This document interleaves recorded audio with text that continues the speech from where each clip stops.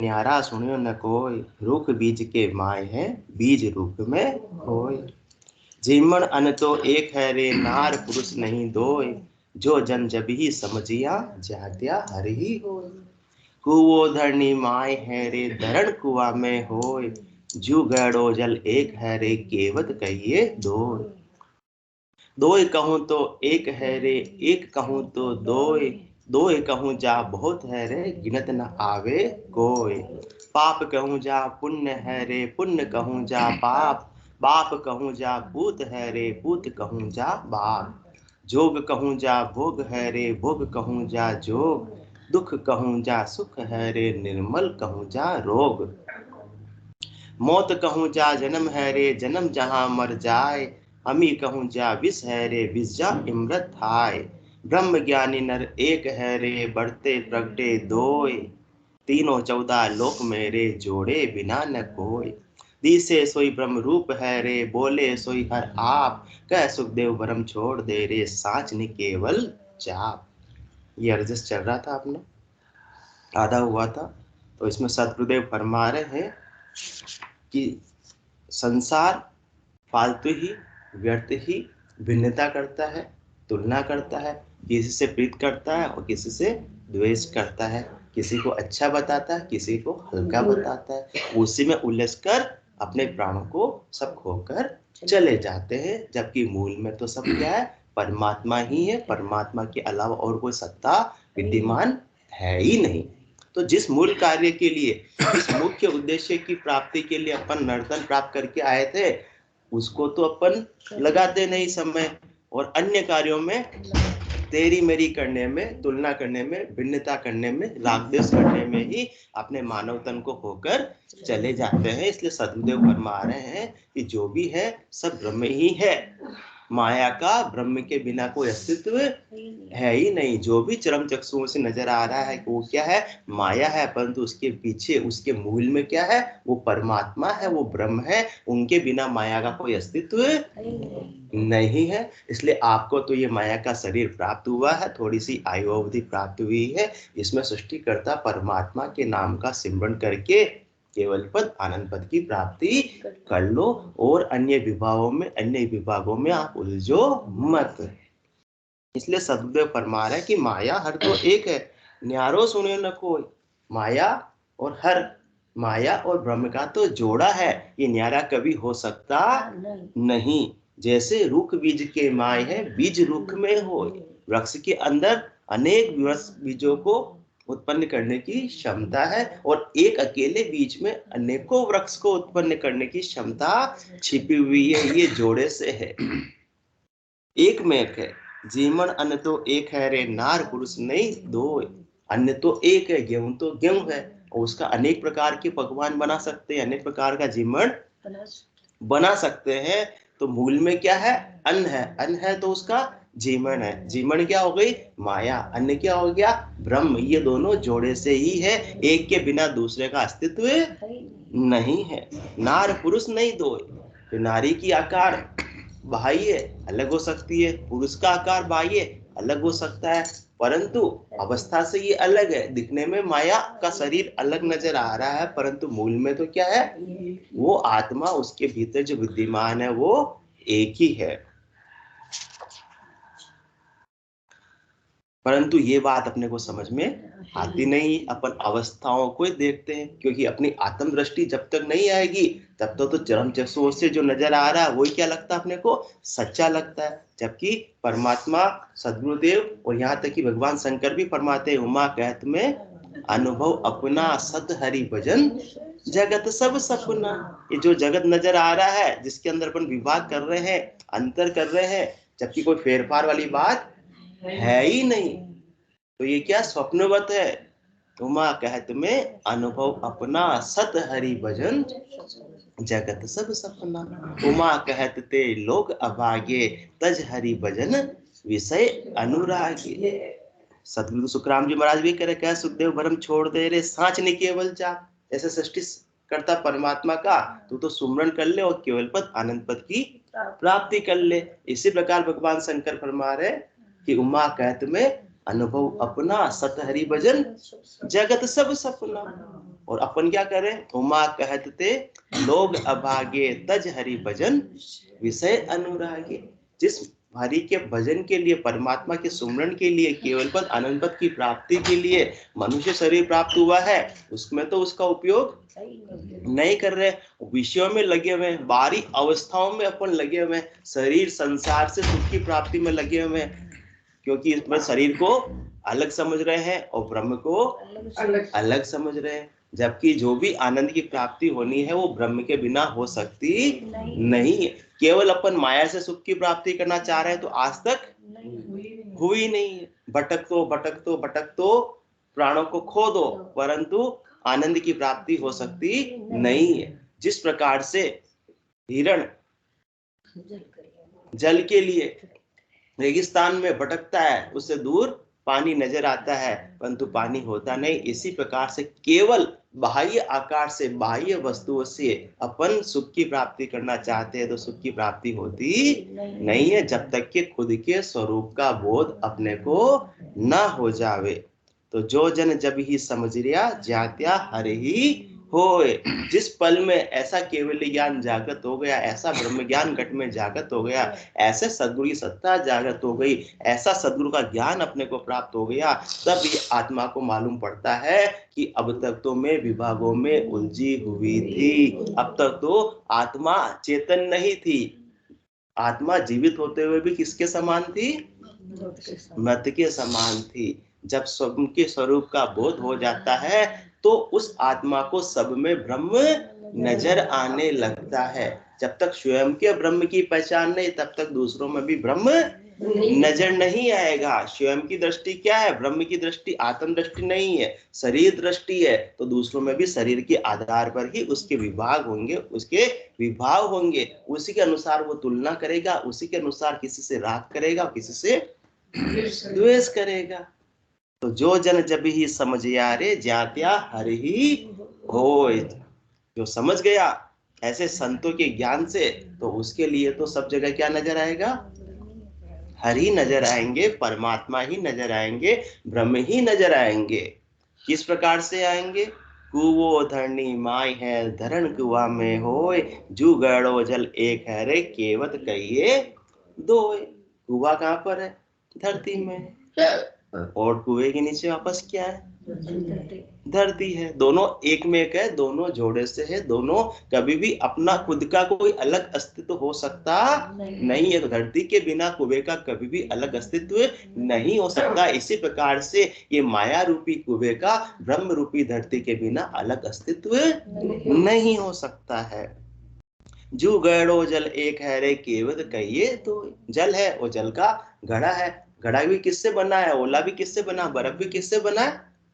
जल से ही बना है। हाँ, कहने में अलग नजर आ रहा है, इसलिए अपन क्या कह रहे हैं? ये तो जल है और ये घड़ा है, ये बर्फ है, ये ओला है। आकार की बात है, परंतु मूल जब स्वरूप की बात करें तो दोनों में मूल स्वरूप, मूल आत्म द्रव्य तो एक ही है। मूल द्रव्य क्या है? पानी है। इसी प्रकार से अपन सब में मूल आत्म द्रव्य है। शरीर तो सबका अलग अलग हो सकता है, रूप रंग वर्ण आकार अवस्था सबकी अलग अलग हो सकती है। किसी की बुद्धि अलग हो सकती है, किसी का धन की स्थिति अलग हो सकती है, किसी का शरीर का बल अलग हो सकता है, परंतु मूल आत्म द्रव्य कभी भी अलग नहीं हो सकता है। यहाँ तक कि जो मंद बुद्धि है, यहाँ तक कि जो पागल है, जिसमें बुद्धि नहीं है, उसमें भी वही उतना ही आत्म द्रव्य है जो केवल्य ज्ञानी में आत्म द्रव्य होता है। बस अवस्था उनकी केवल्य ज्ञानी के आत्म द्रव्य प्रकट हो गया और अपनी आत्मा मूर्छित अवस्था में, इतना ही फर्क है। बाकी अवस्था से उस ब्रह्म का, उस आत्म द्रव्य का कोई लेना देना नहीं है। तो फिर किससे राग, किससे द्वेष? हाँ, मन से करते हैं सबसे। जो गड़ो जल एक है रे केवत कहिए दो। कहने में अपन दो कहते हैं क्योंकि बाहर से आकार से अपने को सब अलग अलग नजर आते हैं, क्योंकि किसी दृष्टि है, बाह्य दृष्टि है, आकार की दृष्टि है, आंतरिक दृष्टि नहीं हुई है, आत्म दृष्टि नहीं हुई है, तो सब अलग अलग ही नजर आएंगे।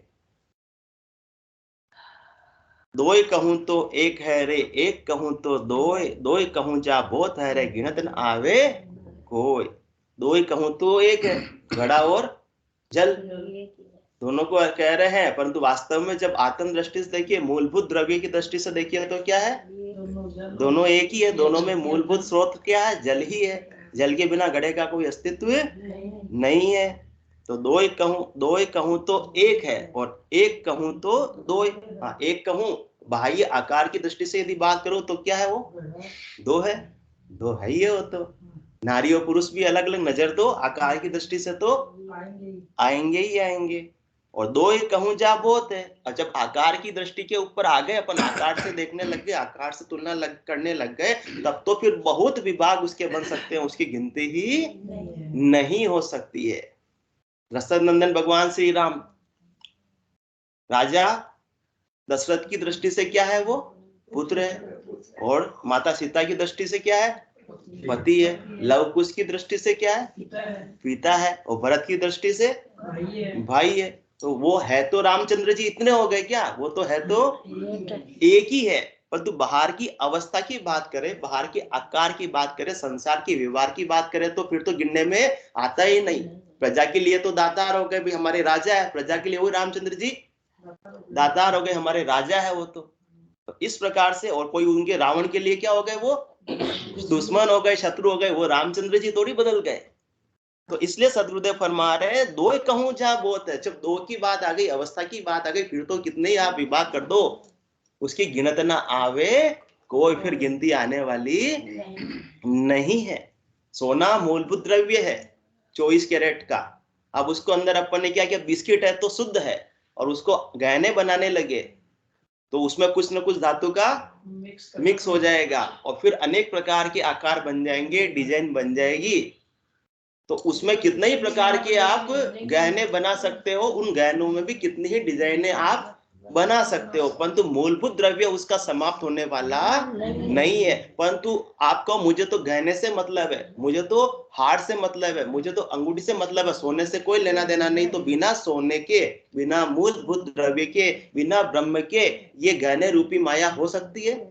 उसका अस्तित्व हो ही नहीं सकता है। परंतु अपनी दृष्टि का है आकार पर, डिजाइन पर। माताओं बहनों की ज्यादा किस पर होती है, ये डिजाइन अच्छी यार, उसने ये पहनी, उसने पहनी, उसकी ये साड़ी अच्छी लग रही। किस पर दृष्टि है, डिजाइन पर, आकार पर, बाह्य रूप रंग वस्तुओं पर दृष्टि, आत्म दृष्टि नहीं है। वो परंतु जिसको ब्रह्म ज्ञान घट में हो गया, जिसको केवल्य ज्ञान हो गया, उसकी दृष्टि का है मूलभूत द्रव्य जो सोना है उस पे उसकी दृष्टि है। आकार तो परिवर्तित होता रहता है। आज उसी को अपन ने हार बना दिया, उसी को वापस क्या कर देंगे, वापस को गलवा देंगे, पिघला देंगे, और वापस से उसको बिस्किट भी बना सकते हैं, और वापस से उसको अंगूठी भी बना सकते हैं, चूड़ियां भी बना सकते हैं। परंतु मूलभूत द्रव्य कभी भी समाप्त होने वाला नहीं है। उस ब्रह्म का अस्तित्व कभी भी समाप्त नहीं हो सकता। जो माया है वो परिवर्तित होती रहती है। तो जब परिवर्तित होती रहती है तो उस पर आप दृष्टि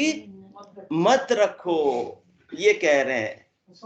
और उसी माया से अपन सुख की प्राप्ति करना चाहते हैं, परंतु माया क्या है, परिवर्तन का। तो सुख भी परिवर्तन, इसलिए सुख जहां दुख, इसलिए सुख कभी टिकता नहीं है। क्योंकि अपन बाह्य आकार से, बाह्य अवस्था से बुद्धि रखकर, दृष्टि रखकर सुख की प्राप्ति करना चाहते हैं। इसलिए आज अपने किसी के 40 साल निकल गए, किसी के 60 साल निकल गए, किसी को सुख की प्राप्ति नहीं हुई। और जैसे ही ब्रह्म ज्ञान घट में आ गया तो जंगल जंगल भटक रहा है मृग अपनी कस्तूरी को, कितना मुश्किल है तय कर पाना खुद से खुद की दूरी को। इतना आनंद अपने भीतर अपार भरा हुआ, परंतु ब्रह्म ज्ञान घट में जागृत होने की देरी है, बस इतना सा है।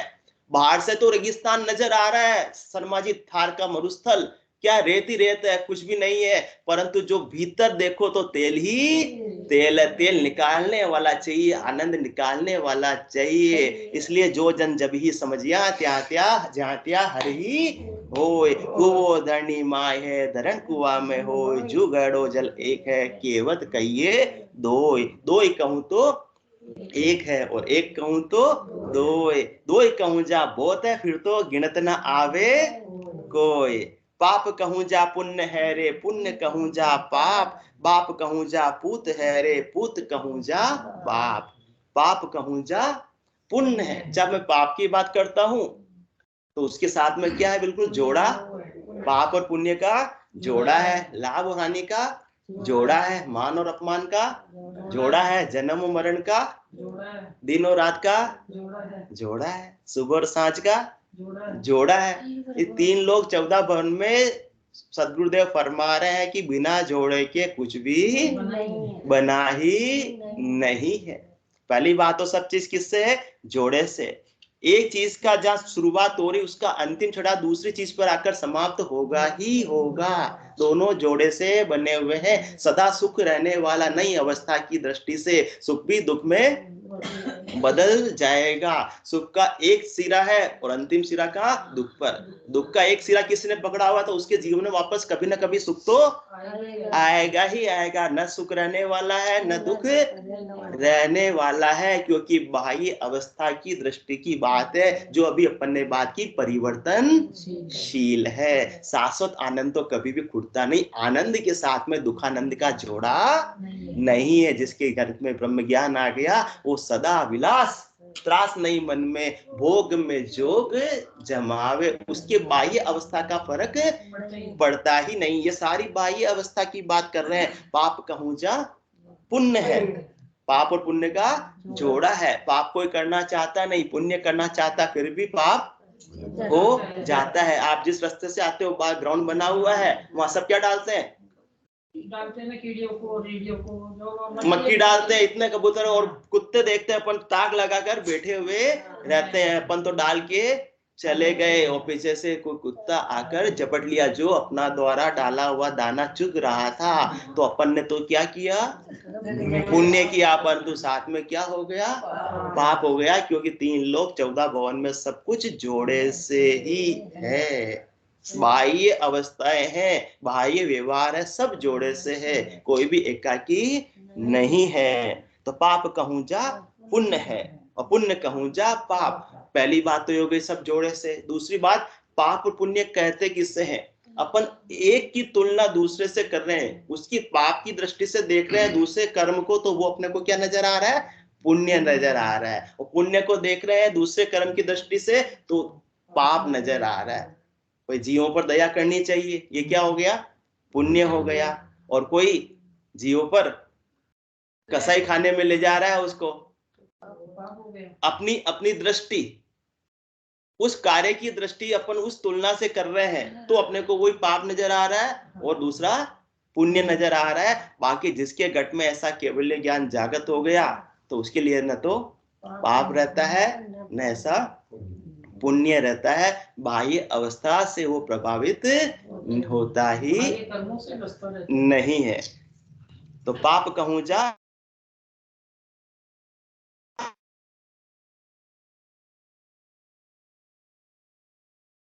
पुण्य का अपन उससे क्या लगेगा? पाप लगेगा। जैसे जीवों को सताना नहीं चाहिए, ये पुण्य की बात बताइए। जीवों पर दया करनी चाहिए, वो पुण्य की बात। उसका अपोजिट देखो तो जीवों को सताना क्या हो गया? पाप हो गया।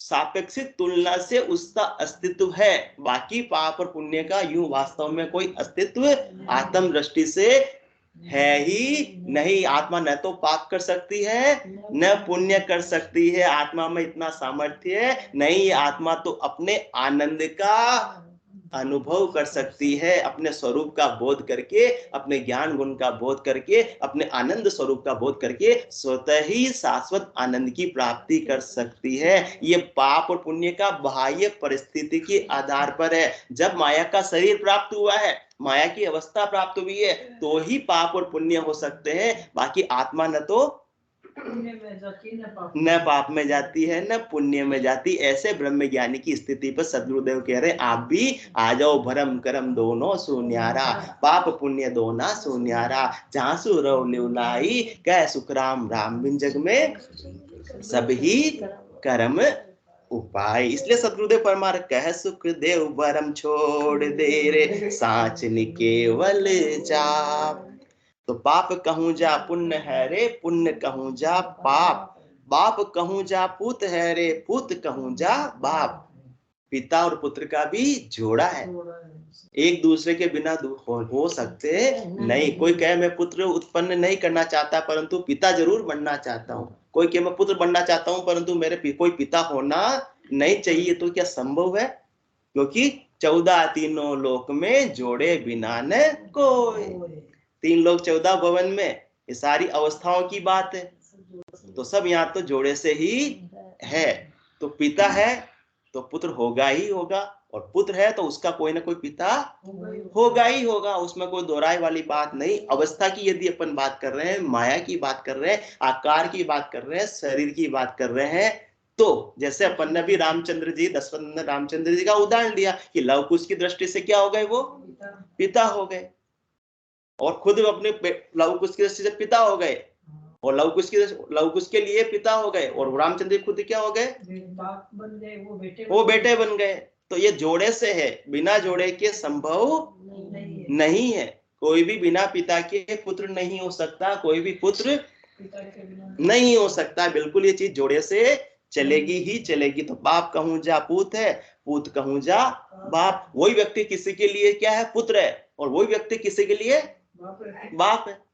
दशरथ जी के लिए तो रामचंद्र जी क्या हो गए, पुत्र हो गए, और लव कुश के लिए क्या हो गए, बाप हो गए। है तो वही रामचंद्र जी, अवस्था की बात हो गई। तो उसमें कोई आत्म दृष्टि में, आत्म गुण में, मूलभूत द्रव्य में कोई परिवर्तन आ गया? नहीं आया। रामचंद्र जी तो रामचंद्र जी है। तो बाप कहूं जा पूत है रे, पूत कहूं जा बाप। जोग अब अपन क्या करने, तुलना करें, किसकी दृष्टि से देख रहे हैं? लव कुश की दृष्टि से देख रहे हैं तो रामचंद्र जी अपने को क्या नजर आ रहे हैं, पिता नजर आ रहे हैं। और दशरथ जी की दृष्टि से देख रहे हैं तो रामचंद्र जी क्या नजर आ रहे हैं, पुत्र नजर आ रहे हैं। है तो वही रामचंद्र जी है ना। तो इसलिए सत्य फरमा रहे हैं कि बाप कहूं जा पूत है रे, पूत कहूं जा बाप। जोग कहूं जा भोग है रे, भोग कहूं जा जोग। दुख कहूं जा सुख है रे, निर्मल कहूं जा रोग। जा जोग की बात कर रहे हैं तो जोग और भोग का भी क्या है, जोड़ा ही है।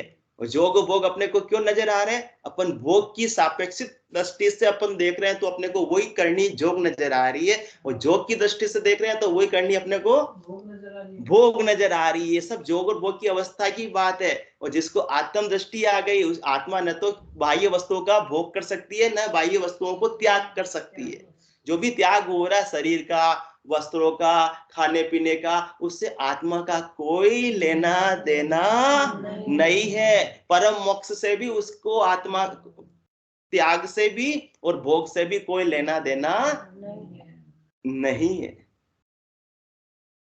वो तो ब्रह्म ज्ञान जिसके घट में जागत हो गया, ऐसे साच नहीं केवल जाप सृष्टिकर्ता परमात्मा के सद्गुरु विधि सुमरण से वो आत्मा केवल पद आनंद पद की परम मोक्ष की प्राप्ति कर सकती है। न उसमें भोग का कारण है, न जोग का कारण है। भोग किसके लिए करें? जो जोग की करनी है, जोग की अवस्था, उसकी तुलना करके अपन उसी चीज को भोग बता रहे हैं। और जोगी भी कब बनेगा? जब पहले भोगी था तब वो जोगी बना ना। कहते हैं जोग ले लिया, त्याग कर दिया, सन्यास ले लिया, तो इसका मतलब पहले वो क्या कर रहा था, भोगी था, तो तभी जोगी बना। और जो जोगी है भोगी, तो वो बिल्कुल साथ में है, जोड़े से है। और अपन को जोग भोग कब लखा रहे हैं? दोनों को एक दूसरे से अपन उसकी दृष्टि से तुलना कर रहे हैं तो लखा रहे हैं। बाकी आत्म दृष्टि से न तो कोई भोग होता है न कोई जोग होता है। ये सब अवस्था की बात है। आत्मा किसका संग्रह कर सकती है? जो किसको त्याग करे। कहते हैं उन्होंने इतना त्याग कर दिया, 1000 करोड़ की प्रॉपर्टी का त्याग करके दीक्षा ले ली। अरे आत्मा किसका संग्रह कर सकती है जो उसका त्याग करे? बाह्य वस्तुओं का आत्मा संग्रह कर ही नहीं सकती है। ये सब अवस्था की बात है, ये सब माया की बात है, ब्रह्म दृष्टि की बात नहीं है। सदगुरुदेव अपने को ऐसी आत्म दृष्टि पर लाना चाह रहे जहाँ जोग भोग का कारण भी समाप्त हो जावे, पाप और पुण्य का कारण भी समाप्त हो जावे, बाह्य अवस्था का सारा भेद मिट जावे, द्वैत भाव समाप्त होकर अद्वैत स्थिति आ जावे। ऐसी केवल मतलब एक, ओनली एक परमात्मा नजर आने लगे। तो जोग कहूं जा भोग है रे, भोग कहूं जा जोग। दुख कहूं जा सुख है रे, निर्मल कहूं जा रोग। संसार के अंदर भी पान सुख और दुख का भी जोड़ा। सुख जहां दुख, दिवस जा रजनी, जहां जन्म जा मरना।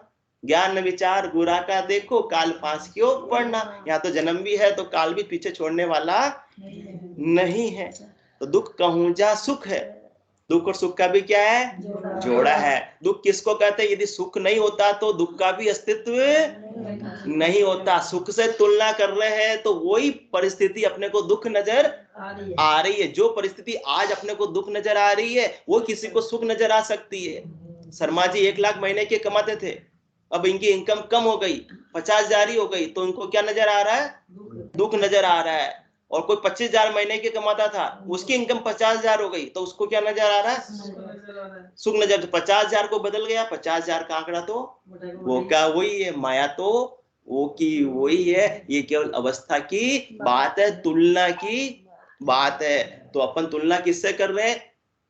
सुख से तुलना कर रहे हैं इसलिए दुख नजर आ रहा है, दुख से तुलना कर रहे हैं इसलिए सुख नजर आ रहा है। वास्तव में न तो सुख है न दुख है। वास्तव में सुख दुख होता तो 50,000 में एक आदमी क्यों सुखी होता, दूसरा आदमी क्यों दुखी होता?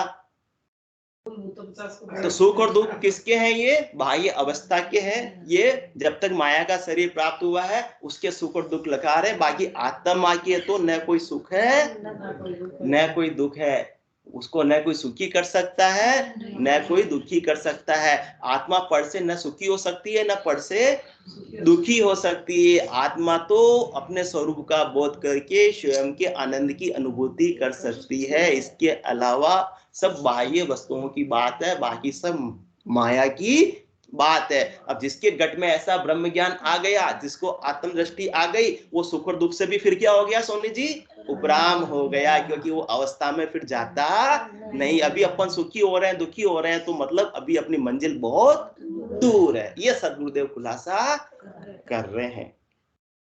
बाकी उनके लिए तो सुख और दुख का सारा भेद भी केवल ज्ञानी के लिए समाप्त हो जाता है। तो सुख दुख कहूं जा सुख है, निर्मल कहूं जा रोग।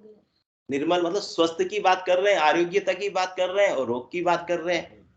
तो जब शरीर रोगी था तो अब रोग मिट गया तो अब क्या करें? स्वस्थ हो गया। तो कैसे? रोग से तुलना की तब मालूम पड़ रहा है कि स्वस्थ हूं मैं।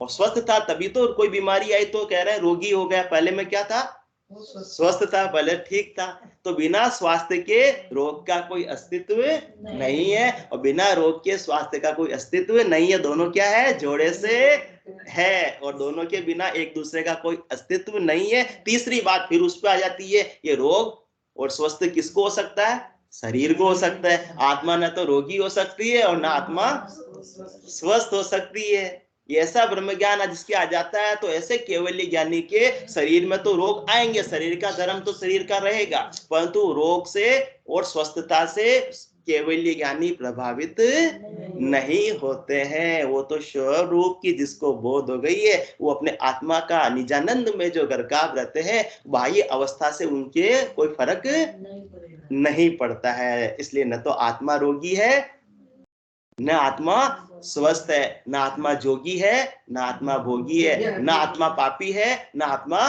पुण्य है, न आत्मा बाप है न आत्मा बेटा है। आत्मा कुछ भी नहीं। आत्मा तो केवल एक आत्मा है, उसकी अपने को पहचान करनी है, जो सद्गुरुदेव करवा रहे हैं। ऐसा रहस्य का खुलासा कर रहे हैं।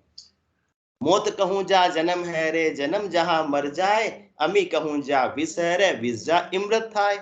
मौत कहूं जा जन्म है। मौत और जन्म, जन्म मरण का भी क्या है? जोड़ा है। सुख जा दुख, दिवस जा रजनी, जहां जन्म जा मरना, ये भी जोड़ा है। और बिना जन्म के कोई किसी की मृत्यु हो सकती है? और मृत्यु कब होगी? जब क्या होगा? जन्म होगा। तो मृत्यु की दृष्टि से देखे आपस, हाँ, तो आपस में इसकी तुलना है।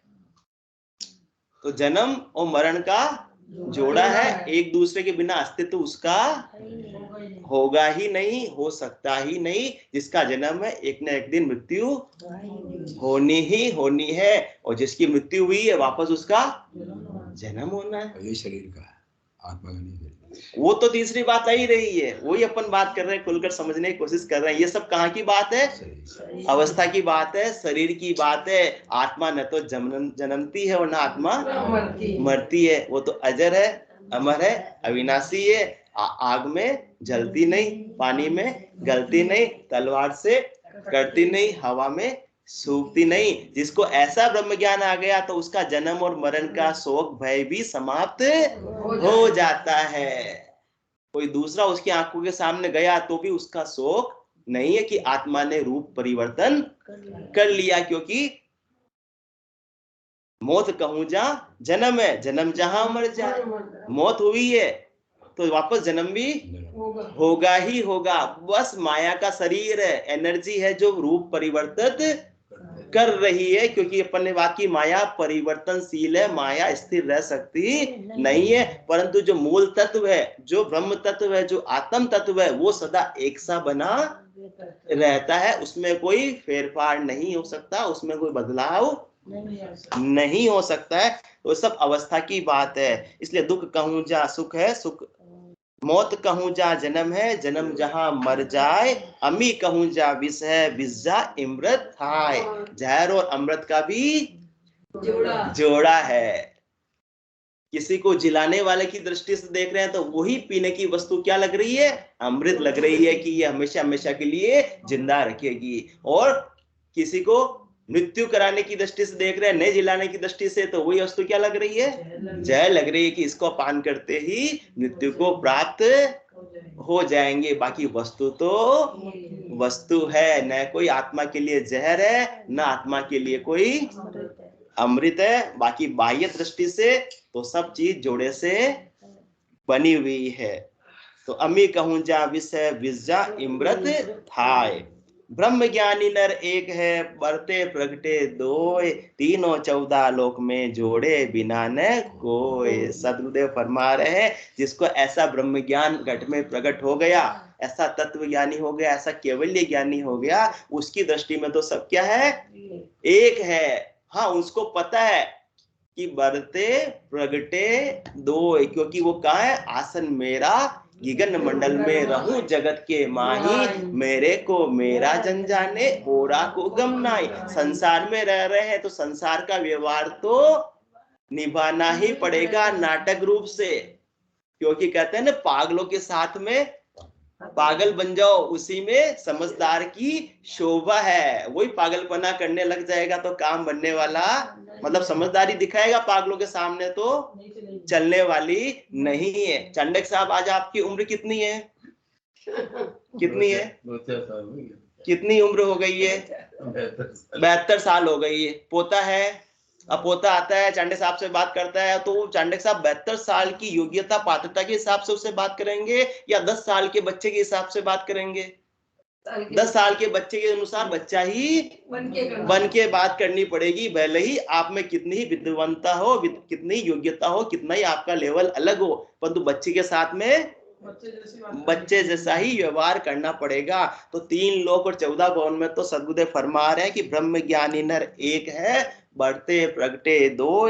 तीनों 14 लोक में जोड़े बिना न कोई। 3 लोक 14 भवन में तो सब चीज जोड़े से ही है। जब तक शरीर है, जब तक माया का शरीर है, जब तक आकार अवस्था है, संसार का व्यवहार है, वो तो सब क्या है, जोड़े से है। उसके अनुसार व्यवहार करना। परंतु आत्म दृष्टि ब्रह्म ज्ञानी की कैसी है, आत्म दृष्टि है, उसकी अवस्था पे दृष्टि नहीं है। इसलिए वो सुख और दुख से परिभावित होते नहीं है, राग और द्वेष में उलझते नहीं है। दुश्मन में भी उसमें वही ब्रह्म नजर आता है जो मित्र में नजर आता है। न उसके लिए न तो कोई मित्र रह जाता है ब्रह्म ज्ञानी के लिए, न कोई शत्रु रह जाता। कबीरा खड़ा बाजार में, मांगे सबकी खेर। ना काहू से दोस्ती, ना काहू से बेर। दोस्ती होगी तो किस पे होगी, बाह्य आकार बाह्य व्यवहार के अनुसार होगी, परंतु उसकी दृष्टि तो क्या, आत्म दृष्टि है। आत्मा न किसी से मित्रता कर सकती है, न किसी से बैर कर सकती है। ऐसी आत्म दृष्टि चाहिए। ब्रह्म ज्ञानी नर एक है, उसके लिए तो सब कुछ एक है, परंतु उस व्यवहार के अंदर बरत रही है, प्रकट रही है दो। तो तीनों 14 लोक में जोड़े बिना न को। जिस प्रकार से सूरज है, वो सूरज की किरणें हैं, परंतु सूरज के बिना क्या सूरज की किरणों का कोई अस्तित्व है? वो क्या, मुझे तो किरणों से लेना देना है, मुझे आकार से लेना देना है। ब्रह्म ज्ञान को, ब्रह्म तत्व को, आत्मा को मैं नहीं मानता, तो फिर सूरज नहीं हो तो तुम्हारा काम चल जाएगा? चलने वाला नहीं है। जल है और जल की लहरें हैं, तरंगे हैं, तो जल के बिना तरंगों का कोई अस्तित्व नहीं है। तो भले ही अपने को किरणें नजर आ रही, रोशनी नजर आ रही, सूर्य का प्रकाश नजर आ रहा है, परंतु अपन जानते हैं ना कि वो किसकी वजह से, सूर्य की वजह से। ऐसे ही जिसका ब्रह्म ज्ञानी हो गए, अवस्था में आकार में उनको सब दो नजर आते हैं, परंतु मूलभूत उनकी दृष्टि क्या रहती है कि सब में वही परमात्मा विराजमान है, उसी परमात्मा का नूर है। अवस्थाएं तो परिवर्तित होती रहती, जैसे परमात्मा रूपी डायरेक्टर ने इनको रोल निभाने के लिए दिया है, तो सब जीव वैसा ही अपना अपना रोल निभा रहे हैं। मुझे न किसी से राग करना है, न किसी से हाँ शुभ अशुभ उपाय संसार में, आप ही आपको ख्याल ठाणे, भाव प्रभाव आत्मा परमात्मा, एक सौ दूसरों ना जाने। ऐसी अवस्था होती किसकी, ब्रह्म ज्ञानी नर एक है रे, बढ़ते प्रगटे दोय, तीनों 14 लोक में रे, जोड़े बिना न कोई। दिसे सोई ब्रह्म रूप है, बोले सोई हर आप, कह सुखदेव भरम छोड़ दे रे, सांच ने केवल जाप। जो भी अपने को चरम चक्षुओं से नजर आ रहा है, वो क्या वास्तव में शरीर नजर आ रहा है, वो है तो माया, परंतु दिसे सोई ब्रह्म रूप है। उस ब्रह्म के बिना इस माया के शरीर का कोई अस्तित्व रहने वाला नहीं। ये ब्रह्म, ये आत्म तत्व यदि इस शरीर से निकल गया, तो ये माया का शरीर भी रहने वाला नहीं है। तो ये बाहर से जो नजर आ रहा, उसके पर्दे के पीछे डायरेक्टर कौन है, वो ब्रह्म है, वो परमात्मा है। इसलिए दिसे सोई ब्रह्म रूप है, बोले सोई हराब। जो भी बोल रहा है, अपन बोलता हुआ कौन नजर आ रहा है, शरीर नजर आ रहा है। और शरीर तो माया की बात है, शरीर तो अवस्था की बात है, शरीर तो आकार की बात है, शरीर तो साकार की बात है, परंतु इसके पीछे कौन, वो निराकार आत्मा, निराकार परमात्मा है, वही बोल रही है। बोले सोई हर आप, कह सुखदेव परम छोड़ दे रे, सांच नहीं केवल जाप। कहता नहीं अपन शरीर नहीं, मेरी तो शरीर देख रहा है, शरीर कार्य कर रहा है। शरीर किसका, माया का। आंख क्या, इंद्रियां, वो भी क्या है, माया की है। तो आंख देख रही है, आप कहते हैं कि आंख देख रही है, यदि इसके अंदर ये ब्रह्म नहीं हो, इसके अंदर ये आत्मा नहीं हो, तो क्या आंख देख सकती है?